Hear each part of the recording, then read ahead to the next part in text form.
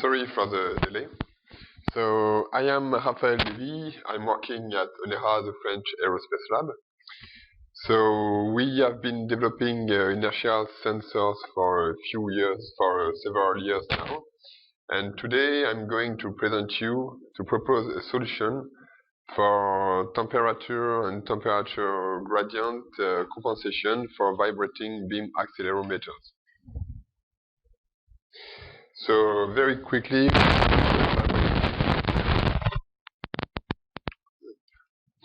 so it consists of a vibrating string that vibrates at its resonance frequency, clamped at one end and attached to a proof mass at the other end.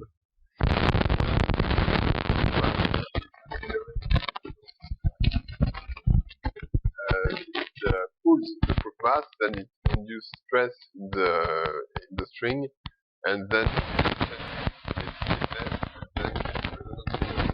so the measurement of the resonance frequency of the string is a measurement of the acceleration. Okay, so here is our vibrating beam accelerometer, the VR, vibrating integrated accelerometer. So you can see here the proof mass, and so when there is an acceleration along the axis perpendicular to the screen, it pulls the proof mass and changes the resonance frequency of the beam. So here is the decoupling frame in order to keep the high Q factor of the beam. So that's it. So the realization, the particularity of this accelerometer is that it's quartz crystal based. It's a micromachine by collective chemical etching of quartz crystal. So we take two resonators in a differential configuration. We put them in a vacuum chamber in order to keep the IQ, and we include them in a package with two oscillators. So the performances of this accelerometer, so the bias stability is 300 micro-G, from minus 40 to 80 degrees Celsius, and including aging. A particularity of our technology is that it shows a very stable scale factor and a good resolution of 5 micro-G at 1 Hz. So here is the Allen standard deviation curve. Okay, so the issue that I will discuss about today is the sensitivity of the accelerometer to static temperature and dynamic temperature, meaning temperature gradients. So here is a standard frequency versus temperature curve of this type of quartz crystal resonator. So this can be modeled with a second order model. So that is for static behavior of the temperature. Okay, but if we want to compensate this sensitivity to temperature with a second order model, we need to have the instantaneous and exact temperature of the beam that is different from the temperature of the package. Okay, so it's the same. So if we take the temperature of the package to compensate with the second order model, to compensate the static sensitivity over temperature, we obtain, so here is the frequency, so here, minus the second order model, static model. I'm sorry. So what we can see is residues that are dynamic temperature sensitivity of the frequency, but we can't compensate for them because here is the real temperature, dynamic temperature in the package. so we can't compensate. And that is because we don't use the temperature of the beam. So, in order to measure the real temperature of the beam, what we did is we have designed in the middle of the beam, we have designed a torsional mode resonator. So this mode is well known to be a very good temperature sensor.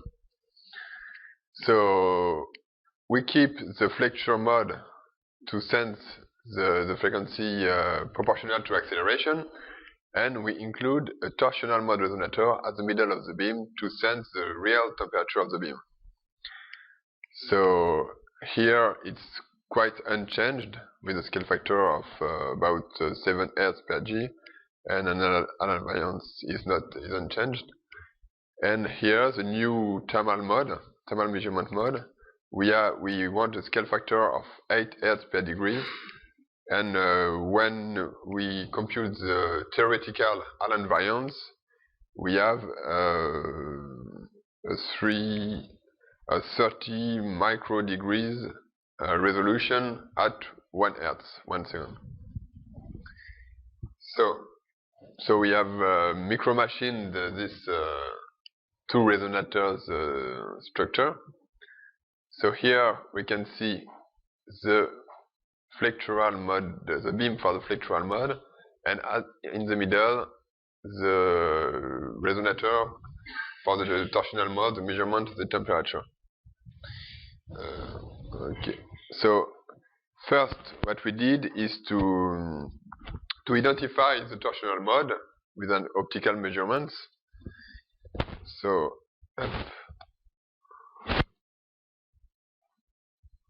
okay, it doesn't work, never mind. So here we can see clearly that is the scale is the displacement. So here we can see clearly a displacement in this direction, and in blue in the displacement in the other direction. So meaning it's we have identified the torsional mode. So now we have made measurements with this torsional mode. So here is a measurement of the frequency of the torsional mode over temperature from -40 degrees to 80 degrees. So it shows to be very linear, as we expected. And so thanks to this, we can model this with a first order model and compute the temperature and the temperature gradients of the beam. So measured by the torsional mode. Okay, and from this we can then compensate for static temperature sensitivity and dynamic temperature sensitivity. So here we compared the compensations with the thermal sensor in the package and with the torsional mode resonator. So here, with as we have seen before, with the temperature sensor in the package, the static compensation is not that good, and the dynamic compensations is not accurately at all. So here, it's the same scale for both curves. Here, with the compensation with the torsional mode resonator, so we can see in blue that the static compensations is better, and the dynamic compensation is accurate. So here, if we zoom a little bit,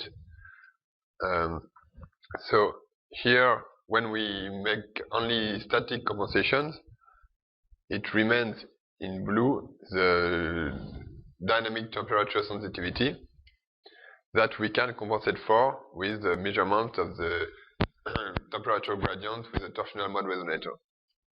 So it works quite well. So there are still issues that we are working on. For example, the couplings between the two modes and the influence of the oscillator circuits in the temperature gradients. Okay, but still this is a very good results for us.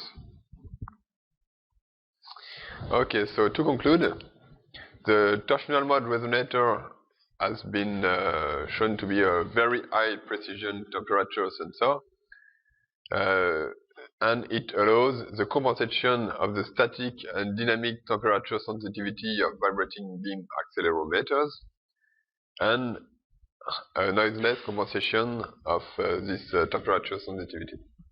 So future work will include the analyze and decrease of crosstalk between these two modes, and will also allow us to determine the influence of the oscillator circuit and dynamic temperature sensitivity. Okay, so thank you.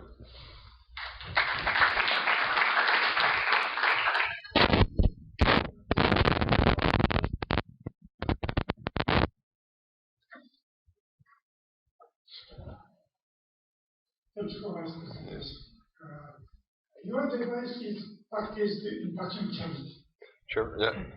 The accelerometer needs ramping to prevent resonance of a vacuum spring system. How do you ramp the accelerometer? Actually, the vibrating beam accelerometers don't use